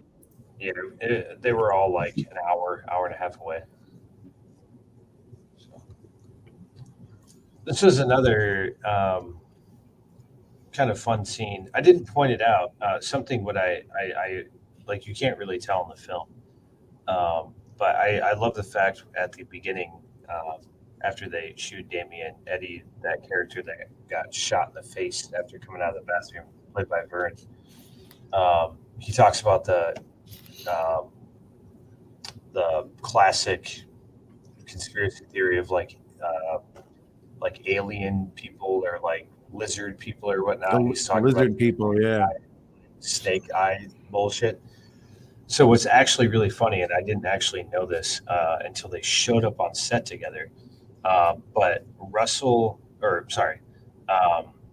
am I drawing a blank on his name? I'm trying to remember the actor that played Russell. But Russell and Sully both have the same eye tick, where their pupil actually has like a sliver that goes all the way out to the white of their eye. And I was like, holy shit, that's crazy that you both have this. And one of your henchmen is talking about like lizard people infiltrating seats of power in the US government. Their eyes do this weird thing. And they both have the exact same disease in their eye. And it's wild. Now, did you intend for the Crows to be in this following Monty throughout? Was this like a homage to the Crow? No, what ended up happening is I realized I was going to be like about 10 or 15 minutes short of it actually being like a feature I was comfortable putting out. So it's a combination of stock video and then a combination of video that I went out and shot. And what I liked about it was going back to the Crow movies, it's like that Crow is kind of already like always following Bruce Lee or Brandon Lee, and it kind of just like shows his appearance. You're like kind of like, oh shit, like danger's coming. So what I really liked about that last scene is like Damien's there, and like there's a crow on the power line. Another crow comes up and kicks him off when Jeeves shows up. And what I like about that is, spoiler alert for those who don't know, is Jeeves, we'll put it this way, isn't necessarily on Damien's side. And so when he kicks kind of Damien's crow out of the way, it's kind of almost showing like the same thing as like breaking the 180 rule. It's like Damien's not in charge anymore. Like there's more going on. And so I really love that shot. That's an interesting way to think about it. Now that you say it like that, like seeing that scene, it's like it's sort of like foreshadowing. Like, okay, I'm, like he comes in, like it's Jeeves now in control. You know. You don't need to be. I got another ad, but I got an ad too. There it is. That's the line. There's no need to be crass, sir. I love it. Okay, I'm on a commercial. Yeah, so am I. I'm at 5306, but I'm on commercial right now. I don't know if you, yeah, I'm at 5305 too, close enough. Perfect. Dylan, you caught up? I'm getting there. I wasn't sure where we were at, so thank you. 5305, my man. Okie dokie. I'm at 5305 as well, but no commercials. I'll pause it. Hello, everybody. They're at the taco place. Hello, Jamie. Hello, Kevin. Hey, what up? And Kevin Shepard. Hello, how are you? This film gave some of the amazing talent Iowa has to offer a platform to really shine in front and behind the camera. I agree with that, Kevin. This is a great showcase. Kevin, I'm unpaused. Everybody at 5306 ish, somewhere there. Kevin Shepard is a really good screenplay writer in his own right. He runs, I don't want to mess this up, so correct me if I'm wrong, Dylan, like Dojo Films or Dojo Low Films or something like that. I've never knew how to pronounce it, to be quite honest. Kevin, put it in the chat, man. He's a very good screenplay writer, and then he's also like written a lot of the films that like Century Films and like Mediaverse have done. He's generally like the go-to screenplay writer guy for them. So Kevin Shepard is another Iowa talent. So yeah, Dojo Low Films.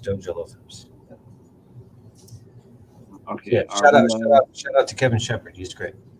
In fact, Patrick, you actually should get him in on the podcast. I won't go into details because it's not. I won't go into details because it's not my business. But let's just say that Kevin had a really hard year last year, and his story about how he overcame that is pretty inspiring. That's all I'll say. I'll be more than happy to talk to him. We're at 5316. Are we continuing or are we still frozen? I'm at 5425. Okay, I'll catch up. Yeah, that's where I'm at too. Yeah, welcome in everybody. Oh, also, I want to point out because I get this question a lot. So the idea I came up with, like the color grade of everything. If you notice that when Damien first wakes up from being shot in the face, everything's like very like cold. So basically what I wanted to do with the color grade is almost have like a game of hot and cold between him and Sully. So if you notice now that he's finally found Sully, he's finally got what he wants. Everything is just red. And that's like not only because of the environment, like if you go to the lava lounge, it's bright red everywhere. But it also kind of shows like, he was playing like hot and cold the entire time. Like he goes to Jameson's and, Raymond's like, yeah, you're cold, man. He's already out of here. And then like he goes back to Ducky and Ducky's like, hey, man, you're cold. You got to get out of here. But as he gets closer and closer to Sully, it's like, hey, hotter, hotter, hotter, red hot, hot, hot. And so that's kind of what we did with the color grade. So that's why everything's kind of washed in red right now. Well, see, and that's Good like choice. that's going back to like what I was saying about the way this film was shot. Because you saying that, like, now picking me watching it a second time, it's like it's all like lit the way it's coming. It subtly becomes completely red. You know, when the girl is like going through the restaurant and then going up to the bar, it's just like all normal color, and then all of a sudden red, and then now it's just like saturated red. It's Yeah. like you saying that, pointing it out. I'm like, oh man, I didn't even realize that, and it's just like now it's just like you said, it's just like red hot right now. Yeah.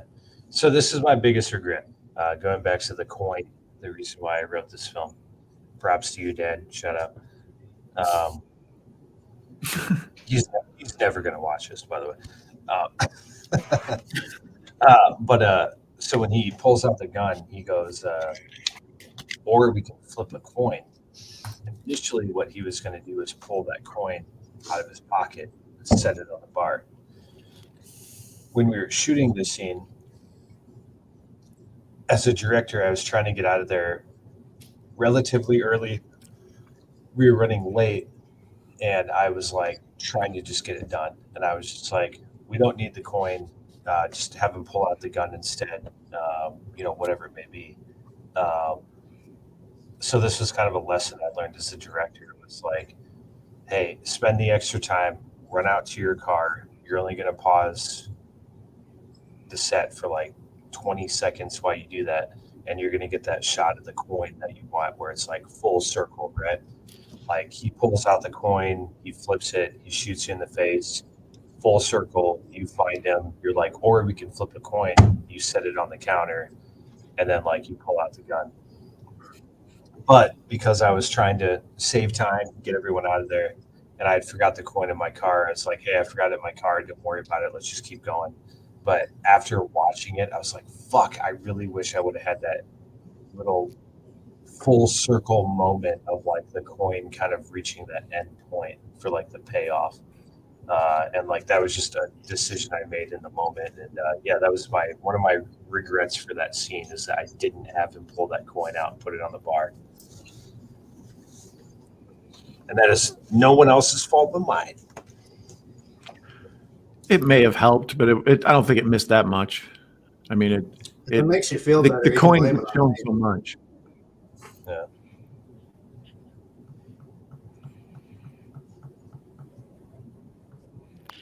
Fucking bitch.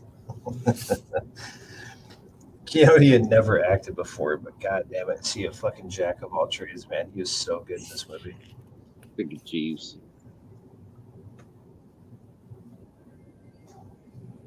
Looking dapper too. Was that Rob's own wardrobe for this too? Well, they're all wearing their own wardrobes, man. We only made this film for $5,000, so like I couldn't buy any clothes for anyone. So Dude, when you I was going to buy ask what the budget was. 5, good. we only I gave everyone an idea of like who their characters were, and they all rated their closets. And oh, here you go, Don. This is just for you. What movie is this from? The bag over the head? Is that where you're at?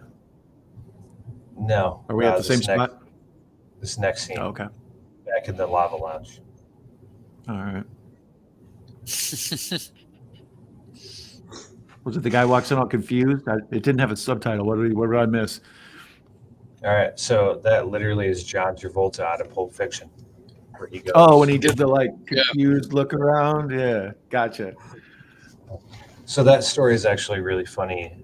I work at a local news station, and my GM was like, I'll put money towards your film, but I want a cameo. I was like, done. So I was trying to think of like a way I could incorporate him in the film. And the way I decided to do that was reenacting the John Travolta meme, where he's like the Chicago boss and he's confused that no one's there to meet him.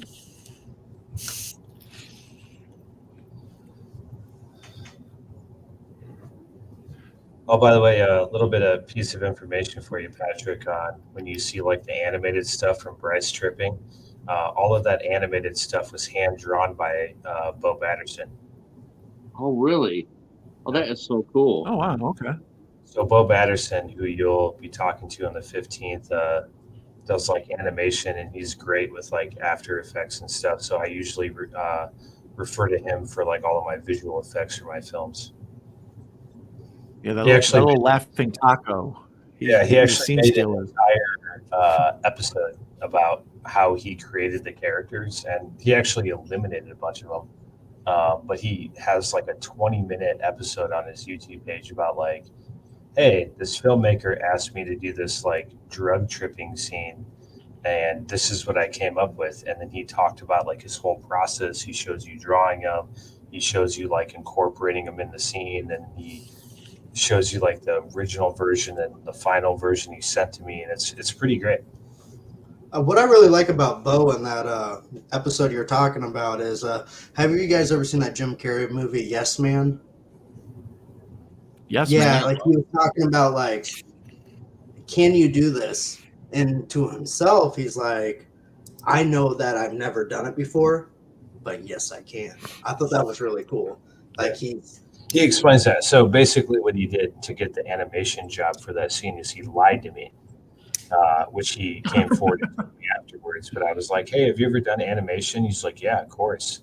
And I was like, "Can you do this?" He's like, "Sure." Never done it before, and then figured it out. Yeah, that's my mindset. I loved it. That was very inspirational. It's cool to see somebody else kind of.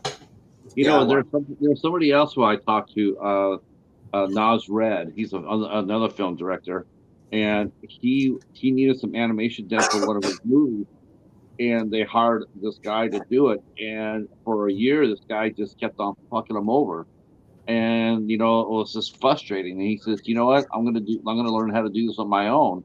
So that's what he did. He went told the other guy, kick rocks, and then he went ahead and then he did his own stop motion animation on his movie, and it turned out really well. Turned out really good, really well. Nice guy too, super nice. I got hit with a commercial and I just came back. What's our time? Where are you guys at time wise? I'll pause it, but I'm at 102. I'm at 102. Now I have to admit, I was a little surprised here with the ending. It's up to this time. You're there. Are you there? I'm at 101.45.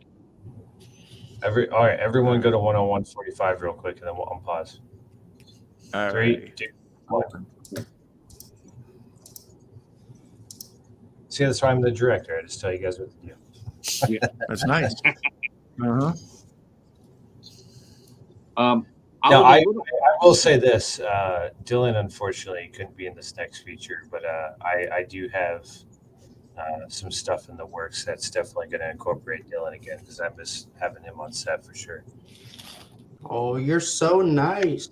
You're so full of like niceness sometimes, and then you just flip it off. Or niceness. Mm-hmm.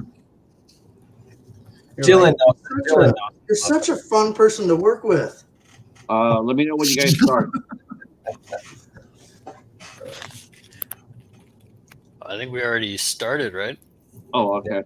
I was a little surprised at this. I don't know why, but I know even though Eddie had already kicked the bucket, for some reason I was a little bit surprised to see you got rid of these guys. I thought you were just gonna, have them to get scared straight or something like that. I just didn't expect these two to actually buy the farm.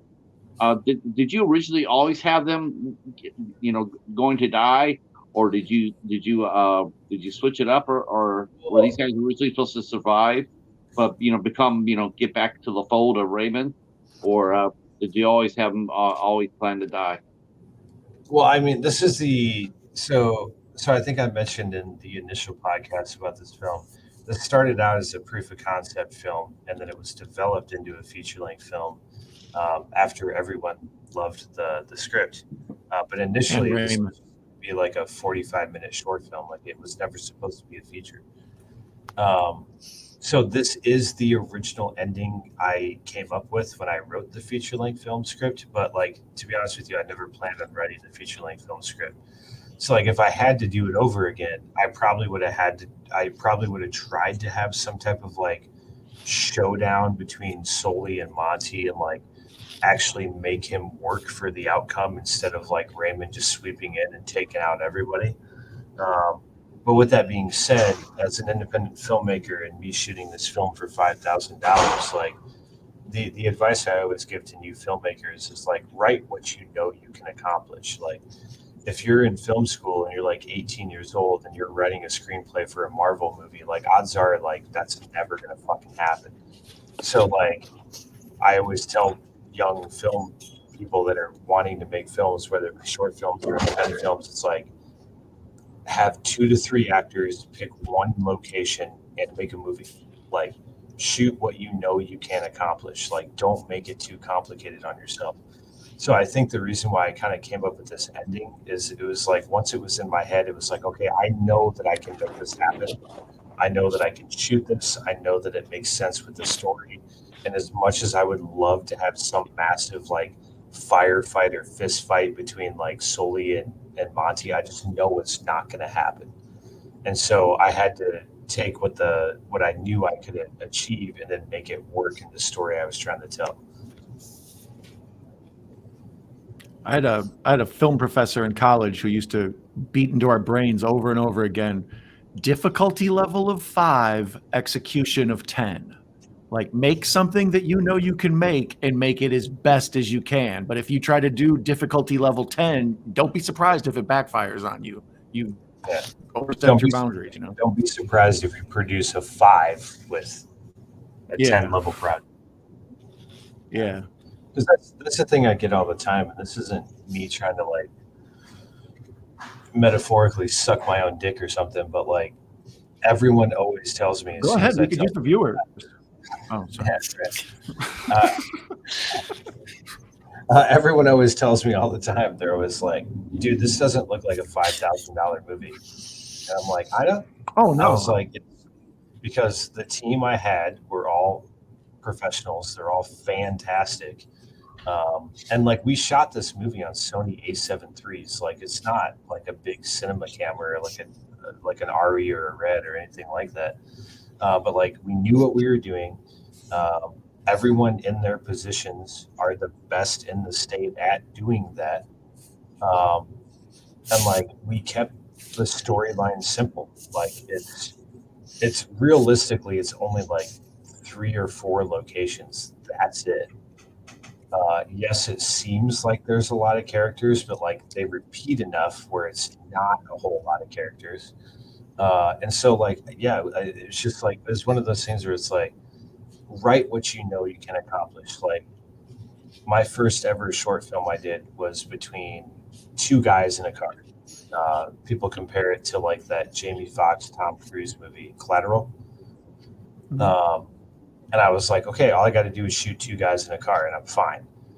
It ended up being quite a massive process because of COVID and everything else when we were shooting it. But the first film I ever did was like, what's easier than like shooting 2 guys in a car? And like, that was the first film I ever made. Why? Because I knew when I was in film school that like I could easily get away with shooting 2 guys in a car. And that's what I did. So it's like, I know it sounds boring, like, but like you're gonna have a better final product than like Don pointed out. Like don't take a 10 level project and try to shoot it because you're gonna end up with like a level 5 outcome. Like take a level 5 project, shoot it the best of your ability, and you're gonna end up with like a level 10 outcome. Like we're not gonna be like overnight sensations like Tarantino. Like I mean, yes, he is amazing and I'm very much influenced by him, but I understand that like I'm not as good as he is. Like I have to work for it, and most of us have to work for it. Like you're not just going to get famous overnight. Like yes, that shit happens, but it's very, very, very, very rare. The way I like to put it is like in military talk, right?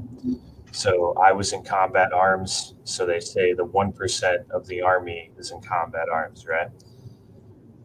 Basically think of that as like in filmmakers, right? So like the 1% of filmmakers are actually doing it at a professional level, but then the 1% of the 1% are your Steven Spielbergs, your Tarantinos, your James Camerons. Like it's very, very hard to get into that 1%. So be smart. Hit the easy button, guys. Now, this part I was saying, it reminded me of Pulp Fiction, where they're at the diner at the end here. And then specifically with Ducky with the bacon, it reminded me of the whole, I don't dig on swine, man. You know? This is why I got to give a shout out to Dylan Ford, because he actually blew my fucking mind. I'm going to say this right now. Dylan's a vegetarian. When I shot this, I did not know that. And literally, so here's the funny story. One, this diner is closed. It's all extras, obviously. So I got off work early because I was like, okay, we're supposed to shoot at 10. I'm going to go into work a couple hours, and I'm going to go home and get ready. If you would have told me as a filmmaker that I was going to be sitting there cooking like 12 eggs for like all the extras as like a director, I would have never believed you, but like that's independent filmmaking for you. So like I literally was cooking eggs and bacon for everybody, which I never thought I'd be doing. But I was like, well, I guess I'm making fucking eggs for everybody. So the only question I asked Dylan was, I was like, how do you like your eggs? And he's like, I like them runny. Perfect. I got you. I don't even know what it's called. I just runny. Sunny side up, right? He's like, I like them runny. Okay.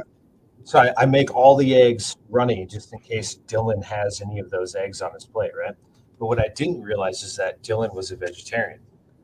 So I put the bacon on the plate, and he's like, hey, man, like, I don't even think you actually told me at first until after you had done the scene. But he's like acting with the bacon. He's like shushing Bryce with it. He's like eating it. And afterwards, he's like, hey, man, I want you to know that that's the first time I've had meat in like 5 to 10 years. And I was like, what are you talking about? He's like, I'm vegetarian. I was like, why did you eat it, dude? Like, you didn't have to eat it. We're on a budget. We can't get vegan bacon. Well, not even that, but this is Bryce's quote, which I fucking remember to this day. He goes, well, just because I'm a vegetarian doesn't mean Ducky is. Ducky would want meat. And I was like, all right, man, like, you're it, dude. Like, you're in my book like a true professional actor after that quote. So all right, that is the movie. The movie is You Should Have Killed Me has ended. I really want to say thank you to everybody who came out for this. This was a lot of fun. We heard a lot of good fun stories about the movie and in the making of it. I really do appreciate Michael and Dylan for coming out and hanging out with us, and I really do appreciate, of course, Larry the Cat Dad and the Mighty Don Zombie. Yeah. Thank you for coming out and hanging out with us. Everybody gets a sloppy hand heart for that. We will be back. Michael will actually be back on the 22nd of May. He will be part of the panel for the Wicked Ways of Webster County. I think I said that right. I'm trying to point at Don. It's backwards. Why can't I do this? We struggle with this every episode. You should see Larry and I high five. It's terrible. We will be here at 8 o'clock on the 22nd. It will be Michael and Tyler Ritchie, his producing partner, along with some other cast members. We don't know exactly who's going to make it out here for this, but we do know that they will make it out here for this. And on the 22nd of May, that will be at 8 o'clock. We will be back here on Tuesday, starting at 2 p.m. Eastern time, as we will be interviewing English actress Danny Shepard at 2 o'clock, and then we'll come back at our regular time at 8 o'clock and welcome in Portland's own Camp Crush, and that will be at 8 o'clock. But thank you for everybody for showing up and supporting this. We will be back next month in June with another watch party. Don't know who it will be yet, but we'll figure it out. Gentlemen, thank you so much for coming in. And if you guys all want to stay there for 1 second while I say goodnight to the chat. And thank you for your support. I really do appreciate it. And we will see you guys hopefully on Tuesday at 2 p.m. Stay safe and take care. Peace. Green grass and high tides forever. I feel like we're the Brady Bunch. I've already seen the beginning. Have you guys ever heard of the Brady Bunch? Where they're all in a little box?